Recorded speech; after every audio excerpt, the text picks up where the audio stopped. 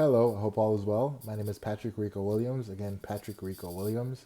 I am an author, I'm an educator, and I'm an advocate. I'm also Jamaican, so you're gonna hear some accent somewhere in there. Um, just wanted to say again, to the thanks to Hartford Public Library for reaching out to make me to even consider me to be a part of this. I think it's really cool that you guys are trying to find ways to be engaging at a time where we're all kind of trying to figure out how to entertain ourselves in our homes, right? So, and I think the library is doing a really good job of providing content where people can engage and still feel connected in a sense and kind of experience together. And I think it's really cool that they're inviting authors to read excerpts of their books, so everybody can kind of see can enjoy a book that they haven't really had a chance to read, or but it's just a really cool way to kind of keep people engaged and entertained at home. So what I'm going to be doing is I'm going to be reading from my book. It's called Jesus is Black. It's called Jesus is Black. You heard it correctly. And it isn't a huge anthropological deep dive into the history of Jesus. It's more so you'll see here more in the piece that I'm going to read. I have a real problem with pedestals, right? Because I think the issue with pedestals is it kind of it separates. It's a tool that's used to separate. So it's one of the things where if I'm seeing someone in that sense where he's not human, then it doesn't make him relatable or make his actions reachable, right? So he's now a deity that I can't relate to, which I think is actually funny because the reason, if you are a Christian or you do follow theology, the reason Jesus came to earth was to be human, so he would be able to be relatable and touchable and reachable and so on and so forth. So I think what I wanted to do with my book was try to present him in the frame of blackness as I see on an everyday basis, right? So in the book, there are some really the book is skeleton by 26 vignettes that kind of explain in a joking way how I know Jesus is black, because I've tied it's a level of representation. So I've assigned actions that black folks typically do and found evidence from the Bible of things that he's done, and I've found a correlation. So I'll share one of those with you for an example. But yeah, that's kind of the skeleton of the book. So there are 26 vignettes in there, exhibit A through Z, that kind of make my case, but it isn't a deep dive. That's been done to death, and I think at this point, I wasn't trying to adjudicate. I wasn't trying to relive a case that's already been solved, right? I'm not arguing about whether the earth is flat. We're not doing this. So we're just trying to have some fun with it. We're trying to make something that's relatable, but also the good thing about the book to me is it was also an opportunity for me to be able to kind of tell some of my story. So there are also small essays in there too, and I'll be reading a couple of those for you. So yeah, it's Jesus is Black. Jesus is Black. My name's right there, Patrick Rico Williams. And on the back, it's actually, so this cover was, we designed it together, but it was done by Stephanie Sandoval from School of Reject. She's really dope. Check her out. And also, it's illustrated by Sulinette Morales. Check her out as well. So yeah, some of the vignettes, actually, some of them have pictures, and you'll see one of them, and it's one of her pictures. But yeah, so let me do the first one and stop giving you a crazy explanation. This is called What Writers Do. There's a common misconception shared amongst the uninitiated about the alleged ancillary nature of writing. The belief that in movements is an afterthought. The thing intellectuals do to avoid actually doing the real work. It follows a similarly flawed train of thought that those who can't teach, that the real work is served in the trenches, with placards and facing water hoses, as if folks in the arts are somewhat divorced from these experiences. Writing is the work. Writers frame the narratives that you raise flags behind. We negotiate language and truncate rebellions into digestible battle cries. The infrastructure your movement depends on is painstakingly casted onto paper. Our pens are the ones that sum up results. Socially conscious, demographically uniting hashtag. The martyrs we all admire, the ones we quote scores, decades, and centuries after they've walked the earth, yeah, they're writers. It took me a really long time to accept my place in this storied history. There was always something intimidating about the title writer. It was far greater than it was something that I didn't think I could meet up, right? So Alex Haley reconnected generations across continents, intellectually reversing a people's miseducation, armed with the world's armed with words to challenge policy and conventional thought. Bell Hooks, following the traditions of Sojourner Truth and others before her, consistently challenged the lines of demarcation placed on feminism. Writers live in the trenches and through divine alchemy create literature and that shifts paradigms. I knew of writers, but like pants emerging from the shipping barrels that never actually passed the ankles. The description didn't seem to fit. It's a mantle showcasing a responsibility that I'd long avoided. Contrary to Marianne Williamson's hypothesis, in this case, my greatest fear was My greatest fear was inadequacy. I'm not afraid anymore. That's a luxury I can no longer afford. So that's the first one. The second one is called The Exclusivity of Americana. So yeah, like I'm an immigrant, I'm Jamaican. So I'll argue forever that like the people who know America 100%, the people who know it the way it really is versus like are people who have been minoritized, right? So like as somebody who's an immigrant and somebody who's like of color, somebody who's black specifically, we see America in a way that like people who are not minorities do not. So like I think minorities have seen the limits on what America is, and we see America in a way that's like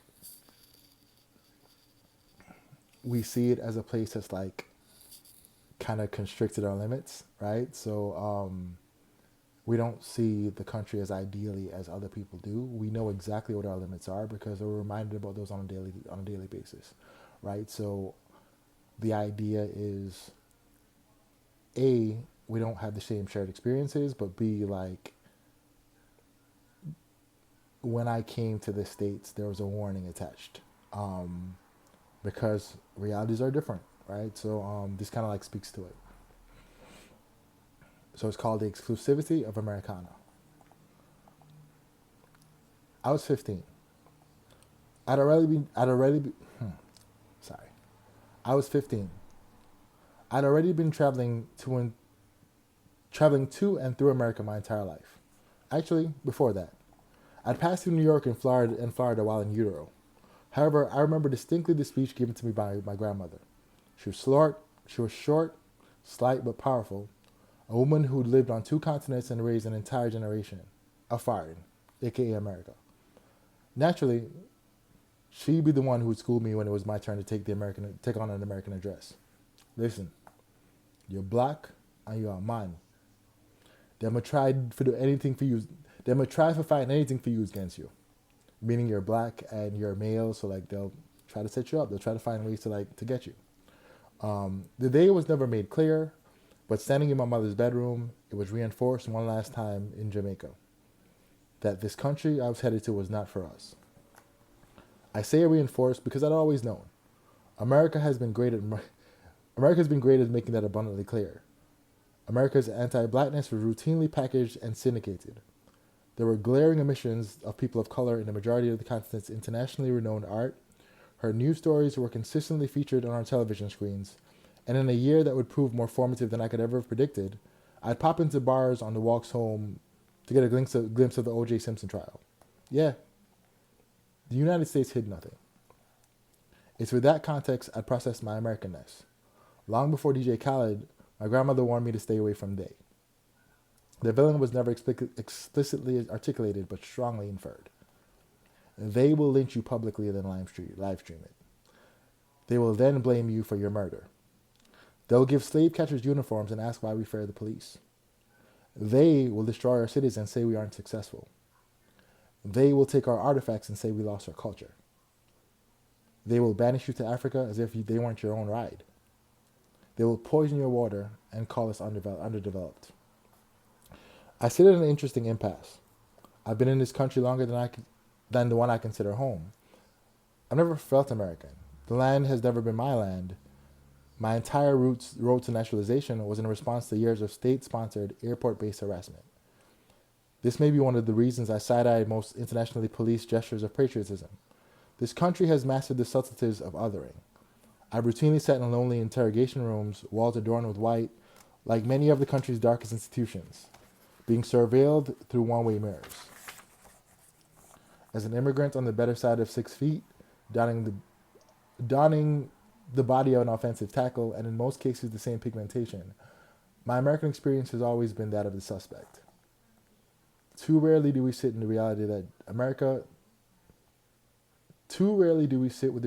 the America that's consistently celebrated is the one we've never had. There's a very real danger of seeing your country aspirationally. The romantic mysticism of America is harmful to those living in the here and now. And then. Alright, so the last one I'm going to give you is called Salt. It's actually a poem. I do that every once in a while too. I'm actually coming out with another book soon called Immigrant, and that's actually going to be more so on the poetic side, but that's also going to give more conversations. It's going to broaden the conversation of the immigrant experience. That's coming soon.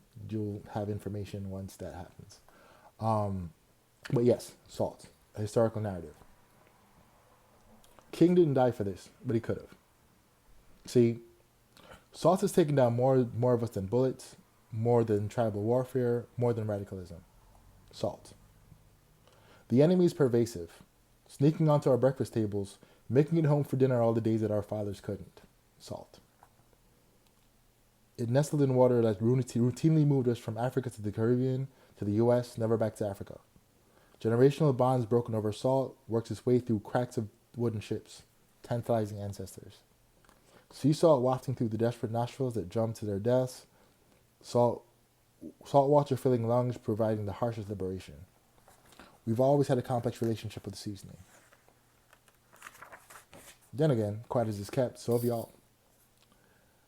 As our collective agency brings out the worst in you, white folks who've never tried the seasoning manifest salty dispositions. King didn't die for this, but he could have. Alright, yeah, so again, thank you for your time. I appreciate you. I hope everybody's safe. I hope everybody's doing the best they can do to stay inside. It's important, it's necessary, let's flatten the curve. And hopefully we'll see you when this all is done. Patrick Rico Williams, signing out. Again, thank you very much to the Hartford Public Library. It is appreciated. You guys, y'all are killing it. And I just like what you guys have done for the city. So thanks for making this. Thanks for creating the opportunity. Thanks for believing that this was important enough to be able to connect people through art. And yeah, if you want any more information on me, my website is patrickricowilliams.com. I am at Patrick Rico Williams on Instagram, Rico to God on Twitter, Patrick Rico Williams on Facebook. Yeah, thanks again. Be safe. Take care. Hi again. I forgot. I said I was going to show you one of the vignettes to kind of prove how I know Jesus is black. So I'm hoping they can kind of tie this onto the original video. But yeah, so let me find one really quickly. Again, the illustration was done by Sulinet Morales. Yeah, she also has a website, so check that out too. It's Sulinet, you'll find it. But yes, I know Jesus is black, Exhibit B, because he's responsible for the world's largest fish fry. Jesus fed an entire multitude, and there's been no record of complaints about it being too spicy, too salty, or being bereft of seasoning or needing relish. Not one. No one complained about the food and the cooking. That's some blackness. Also, hold up. Let me find one more.